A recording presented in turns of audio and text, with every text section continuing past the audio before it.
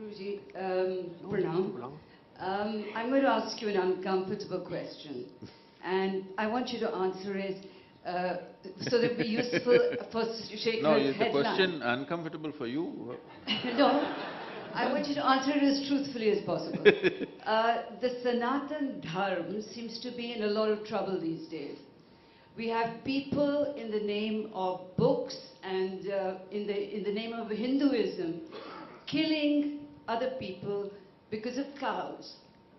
And we see this now across the country. So when you say there's less violence today, on what basis are you saying this? And are you worried that the whole concept of the Sanatan Dharma is now in danger? Am I worried? No, I am not. I am not worried because, first of all, let's understand this. Dharma does not mean a religion as it's being interpreted today. Dharma means the law. So we have different kinds of laws. We said, in a family, a husband has one kind of dharma, a wife has another kind of dharma. In the society, this kind of dharma, Raja dharma, all kinds of dharma. Different laws which govern different activities in our life. In this one particular law we mentioned is Sanatan Dharma. That means it's an eternal law. That means obviously not concerned with the society, because social laws are evolving, changing as per situations. Eternal law means it concerns something very fundamental within us, which doesn't change. So we don't have to be ever concerned, will the eternal laws will get lost somewhere? They will not get lost. As long as human beings are there, it's always there. Nobody need to worry that Sanatan Dharma will go away. Well, it may go away the way you believe it is, and that's a good thing. About lot of people getting killed because of cows, I'm sorry, but you put few riders that I must answer truthfully. You must also get ready to digest truth, because it's hard to digest truth many times.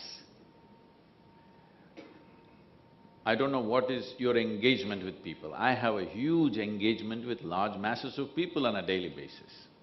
I don't see any such violence anywhere. You see this violence only in the television screens, largely. I'm not saying it's not at all happening. Obviously it's happening, that's why it's being reported, all right.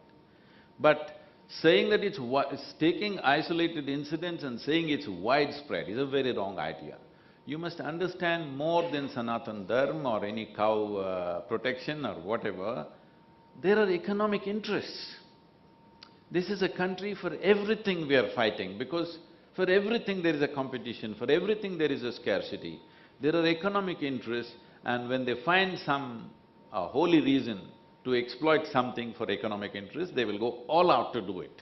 And many times it's been found out, people who did these things are found a convenient way of stealing somebody's cows, found a convenient way of taking away somebody's consignment of animals for their own use. All these aspects are there. Yes, there are some hotheads who will rise. When hot air balloons rise, you have to just lower the heat and bring them down. This is the business of the government, and I think they will do it, law and order. It is just a law and order situation. So you certainly disapprove of this, Gaurakshaks taking the law into their hands and thrashing people. Whether you're a cow slaughterer or a Gaurakshak, you can't take the law into your hand, you understand? Whoever the hell you are, you cannot take the law into your hand. But having said that, there is one problem. See, we make laws for which we don't have the courage to enforce. Either we must withdraw those laws, or we must enforce the law. You make a law and you don't enforce because of political reasons and other sensitivities, somebody else takes it up upon himself to enforce the law in his own crude way. So, this is something as a society we must look at it, not just the government. As a society, all of us as citizens of this nation, we should look at it. There are laws in this country. If we enforce them fully, what will happen to many aspects of our life? Do we want this law or we don't want this law is something that we must take a call on. Without taking this call, there is a law and you don't want it enforced, that's not right, isn't it?